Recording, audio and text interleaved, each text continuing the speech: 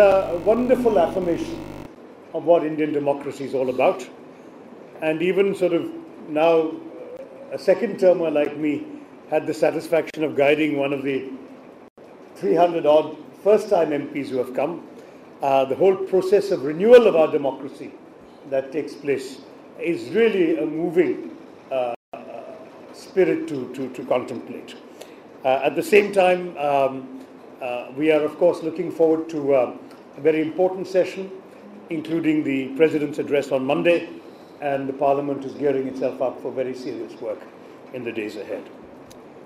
Secondly, I want to just briefly say from this podium something that I know you will feel does not need saying, which is that on behalf of my colleagues in the Congress Party, we all congratulate Shri Mallikarjun Kharge upon his appointment as the leader of the Congress Party in the Lok Sabha.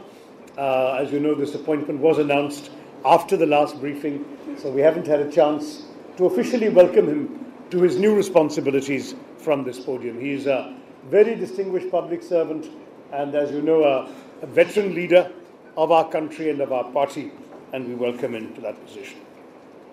And finally, from this podium, I just want to express deep condolences to the family and loved ones of 24-year-old Mohsin Sadiq, an IT professional who was beaten to death in Pune by 7 goons belonging to an outfit that calls itself the Hindu Rashtra Sena because of apparently derogatory comments about Mr. Bal Thackeray on Facebook.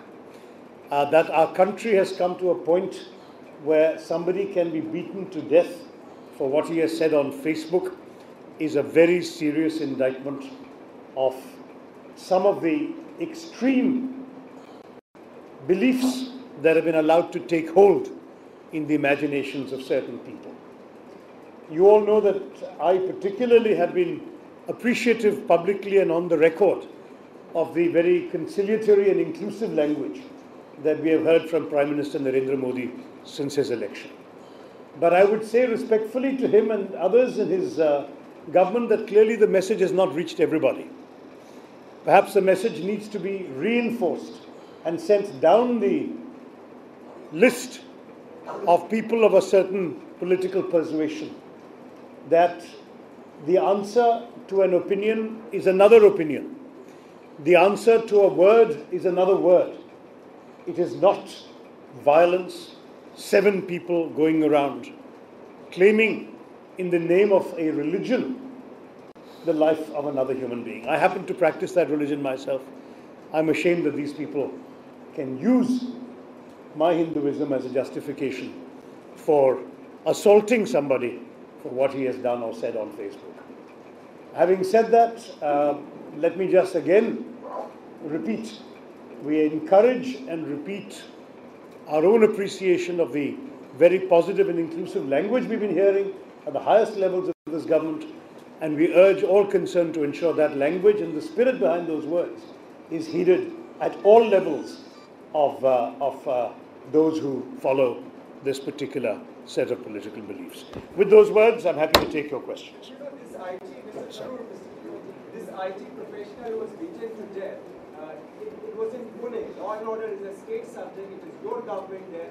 Do you have any specific demand from your own state government of Maharashtra in this matter?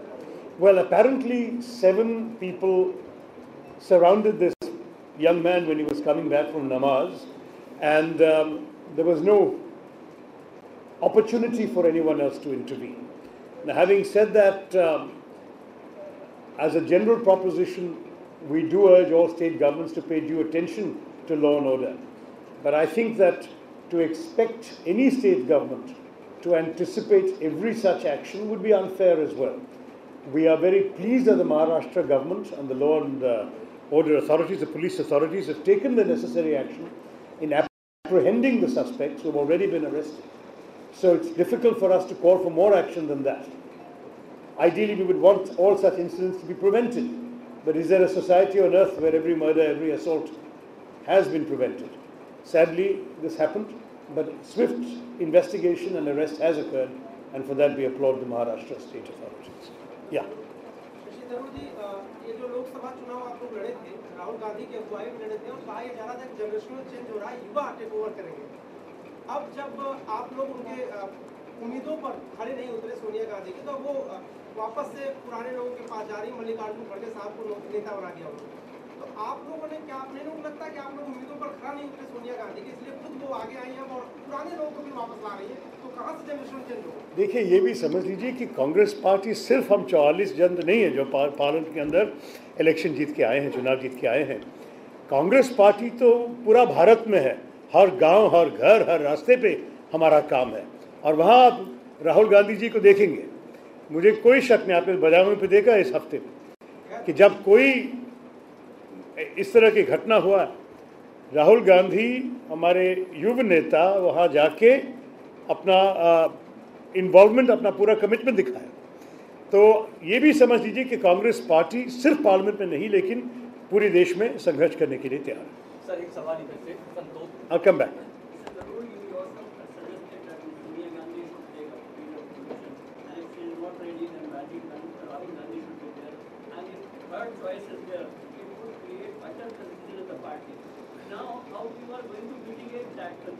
Now, let me first of all say that there are supposed to be ground rules in these briefings, and what is said there is not supposed to be said on the record on this podium. So I do want to express some concern.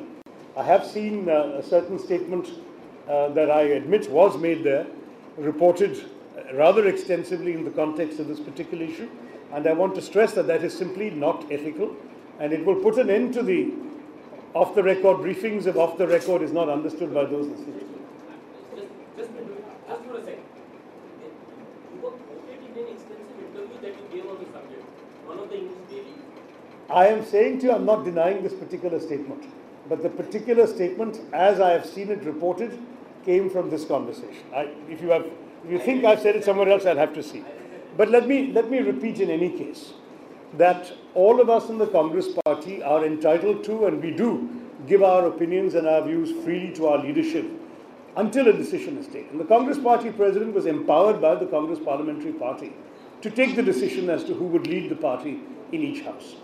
The president has now taken the decision, and you have certainly not heard me or anyone else speaking out of turn after the decision has been taken. Once the decision is taken, we rally around the leader appointed by the president of the Congress Party, and we very, very frankly and happily will give him our unstinting support. That is our job as members of the party, and in my case as an MP in the Lok Sabha, working under Mr. Kharge's leadership. Let me say that I'm also very genuine in saying that the Congress Party is not only the 44 of us in the Lok Sabha. It is also the Congress Party that is present in the homes, in the streets, in the villages of this country. Wherever the need for political action is there, we will be present.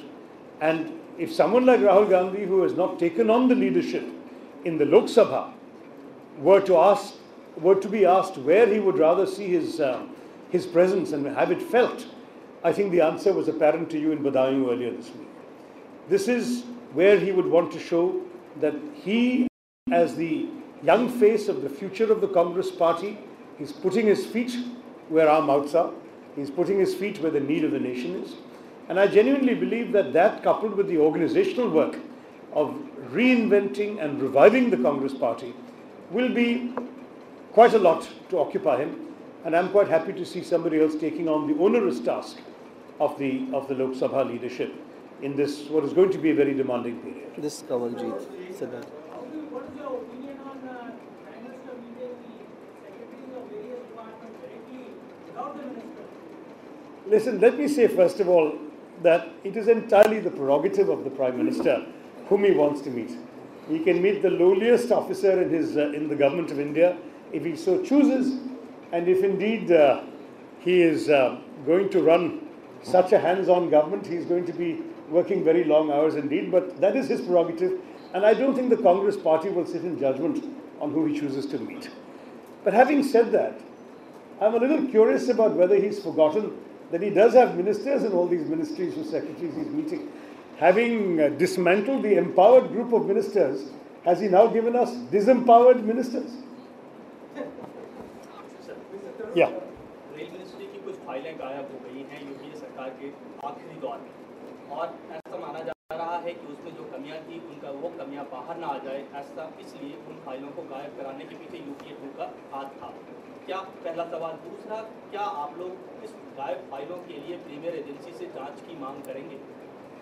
Naturally, देखिए, पहली बात यह है कि मैं अंग्रेजी में बोल रहा हूँ, to be absolutely precise. I have read the same newspaper report that you have, that there are 13 files missing. I'm prepared to believe there are files missing. Having seen the government of India at work from the inside, it does not surprise me when files are missing. But for you to suggest that the UPA would have a deliberate interest in losing any files is most unfortunate, because we have already, shall we say, paid the political price of anything that could be found in any file. We have lost the election. We have no interest in hiding any files from anybody. As far as we are concerned, we encourage the government to take whatever action possible to track down the files, using any agency it sees fit. And what is more, if some files cannot physically be found, but for example, notations on the files can be reconstituted from the computers of the officers concerned, even that should be done. We have nothing to hide, and I want to stress from the very beginning that at no stage has the UPA, whether it's Colgate or whether it's now this rail business, at no stage has the UPA deliberately concealed or quote-unquote lost a file. That would be a very foolish way. It will simply draw attention, it seems to me, to the contents of those files. So it would be a very foolish way of concealing something, as you've suggested. Yeah. Shiv Sena ने आज demand किया है, उद्धव ठाकरे ने कहा है कि कल जो एक्सीडेंट हुआ गोपीनाथ मुंडे जी का, उस हादसे की जांच सीबीआई से कराई जाए। क्या कांग्रेस पार्टी भी मानती है कि जांच सीबीआई से होनी? देखिए, ये तो अभी दिल्ली पुलिस को देखना पड़ेगा, वो पोस्टमार्टम भी देखे हुए हैं मेरे ख्याल में, उसके बाद निश्चय करेंगे, क्योंकि दिल्ली पुलिस की फाइंडिंग्स के बाद हम पोजीशन ले सकते हैं। लेकिन हमारे अब तो हम कोई इन्फॉर्मेशन नहीं देखे हैं to justify going to the CBI on this. अब तक तो जो कुछ हम सुने हैं ये एक्सीडेंट था। अगर दिल्ली पुलिस साबित किए कि एक्सीडेंट नहीं है, कुछ और है इसके पीछे, तो नेचुरली हम भी ये इसके बारे में सोचने के तैयार है कि क्यों नहीं सीबीआई को बुला। लेकिन इस आज तक जो कुछ मैं पढ़ा हूँ, मैं सुना हूँ, ये लोग सोच रहे हैं कि ये एक्सीडेंट था। तो एक्सीडेंट के लिए तो ये सीबीआई को दूसरा काम नहीं है। हाँ, तो बीजेपी से पूछ लीजिए, उनके आला है, हमारे तो नहीं। या I am asking the lady.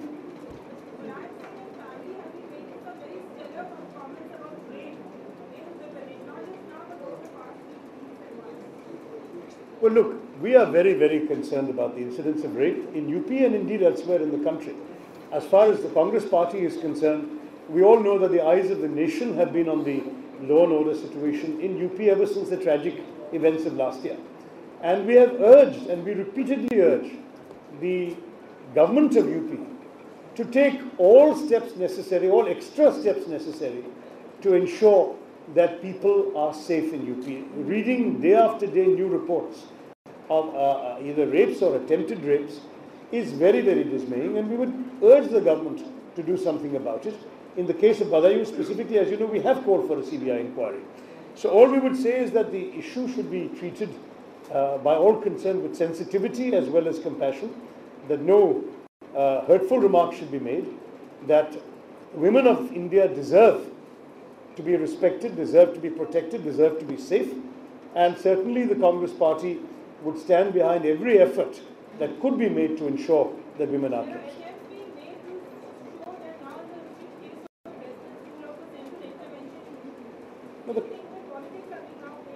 The Congress party has certainly not taken a view on President's rule in UP. We have confined ourselves to demanding a CBI inquiry and in urging the UP authorities to take all the necessary measures in order to ensure that people in UP are safe. That is a legitimate need of all of ours, and that's all we have. We have not taken a view on this demand by Ms. Mayawati. I'll come back to you after those who have not asked questions. Ji.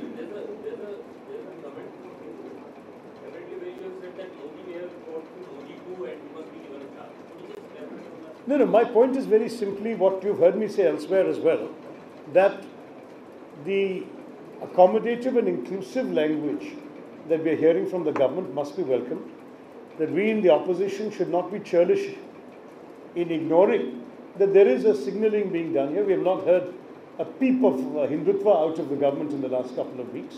We have not heard intolerant language. We've been hearing the Prime Minister himself saying that he will be Prime Minister of all Indians, including those who did not vote for him. He has talked about his commitment to the poor. This is not the language we have been used to hearing from Mr. Modi. So I have said slightly jokingly that perhaps that was Modi 1.0 and this is Modi 2.0. But if Modi 1.0 re-emerges, if he or his government does anything that we would consider divisive, that we consider against the idea of India, that we consider sectarian, we will oppose him robustly. It is not that we are giving up on, I'm certainly not implying some sort of meek submission, but I'm acknowledging that we have heard, and what has been heard has been registered, a very positive language for the last few weeks, and that is the spirit in which our democracy should be conducted. But if there is a return to Modi 1.0, you will hear from Congress 1.0 also. Sir, एक सवाल है जैसे referring to the statement of the Markandeya party, he is advocating for Congress to be closed. Do you think indirectly is throwing the agenda of the day of the Congress? Gee, I think Mr. Markandeya Karju will have to explain himself. I cannot speak for him. We have taken a very clear position on this issue, that we believe that this is not the time in the country to reopen very sensitive issues, such as had been raised by certain leaders, shall we say, of the BJP. We've heard about 370, we've heard about Common Civil Code, we've heard about the Ram Mandir from some. These are the kinds of issues which, very frankly, when they were raised during the campaign, Mr. Modi made a statement. In fact, he issued a tweet saying that he disapproves of people distracting from the development message. And as I said in response to the earlier question, we've been hearing the development message only. I would urge them to stick to the script. The development message is a message the nation wants to engage with. These sensitive issues are issues that will divide the nation.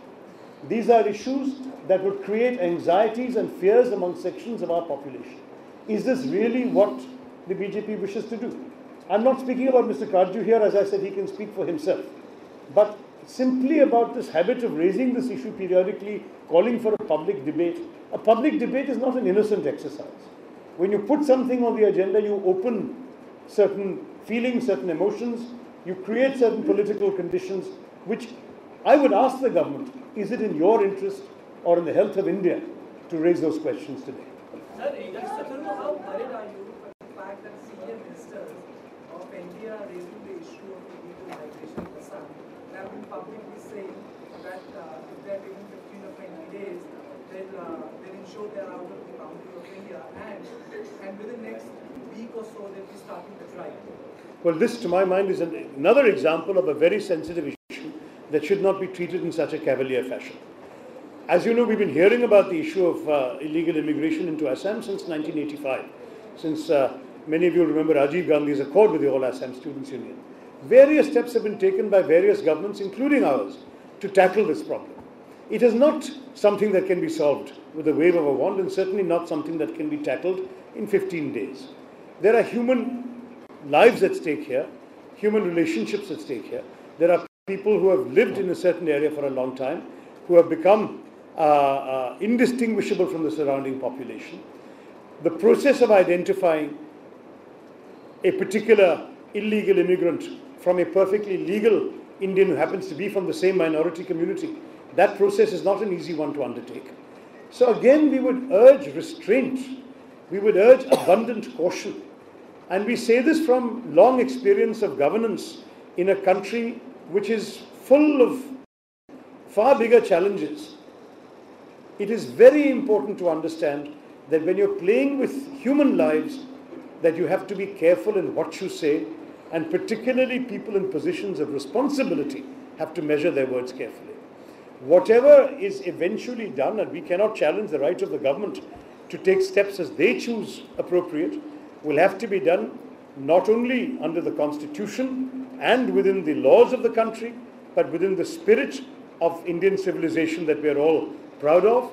We don't treat people in an inhumane fashion, and if we find that happening, we will certainly be speaking about it and against it. But at the moment, we just urge that until the government has a proper decision and a procedure to announce, that this kind of irresponsible statement should not be made, because it is really like lighting a match at a petrol station. Okay, I'll come. Oh, sorry, the girl first and then, yeah, young lady. Sorry. Ji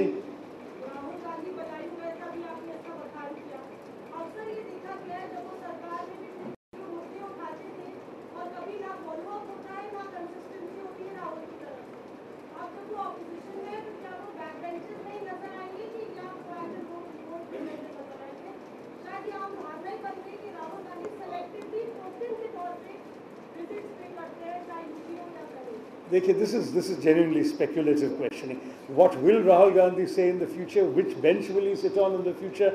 What issues will he intervene in? Let us wait. We have 5 years of this parliament where we can see what he will do. All I want to say is, you will see Rahul Gandhi attacking a whole range of issues across the country. That I'm sure of.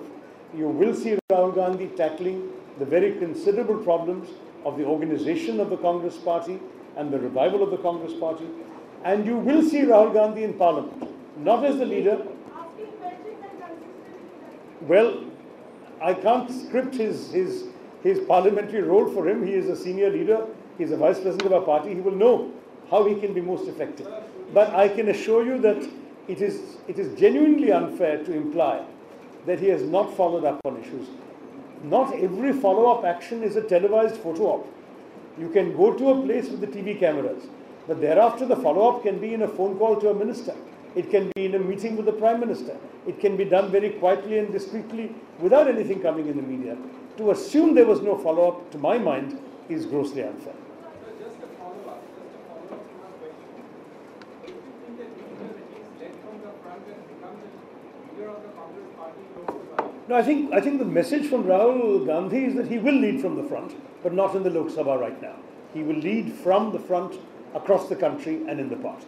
Now, yes, you've been waiting. And it's related actually. But don't you think that you are claiming that he will lead from the front? But don't you think Mr. Kharge's appointment sends out a clear signal that Mr. Rahul Gandhi is hesitant and reluctant to lead from the front? Listen, you have chosen to read that signal. I don't think that Mrs. Gandhi, the Congress president, was intending to send any such signal. Mrs. Gandhi was saying, I am the leader of the Congress parliamentary party. I have to appoint a different leader in the Lok Sabha, a different leader in the Rajya Sabha. Who do I find in the Lok Sabha? And she has chosen a person amongst her senior aides, senior MPs in the Lok Sabha, who has been leader of the opposition in Karnataka and deputy leader of the opposition in Karnataka, who has been a chief minister of Karnataka, who is perhaps the only person in the Congress party benches, including Kamal Nathji, to have won 11 consecutive elections, 9 in Karnataka and 2 to the parliament. This is a man with a tremendous record. She's not just picked anybody.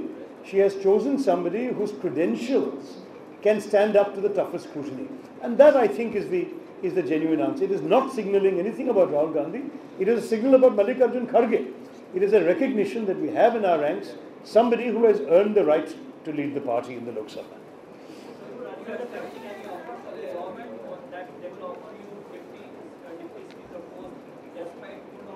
Look, you all know that traditionally the Deputy Speaker has always been from the opposition. During our rule, UPA 1 and 2, the Deputy Speaker actually happened to be from the BJP. We certainly would leave it to the government to determine what are the appropriate lessons to be drawn from the traditional practices in our country.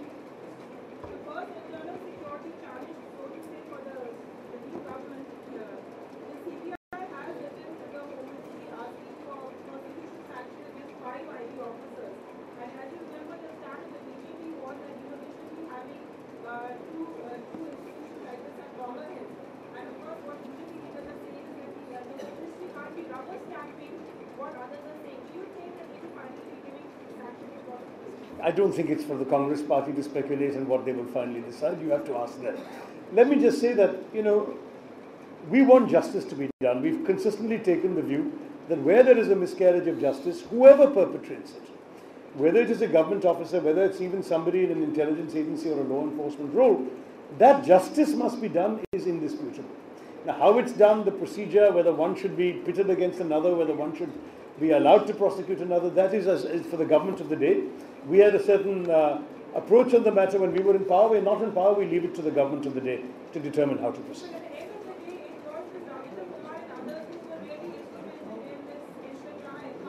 Now you're coming to a judgment that really the BJP government, I beg your pardon, the NDA government should be allowed to make. Yeah, the last question.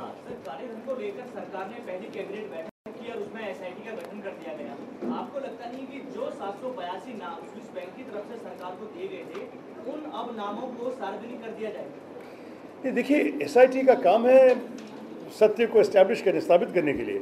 अगर वो लोग इन नामों का मतलब उनको कुछ लगा कि इसमें कोई डिटेल्स और चाहिए, पूरा पावर तो उनके पास है.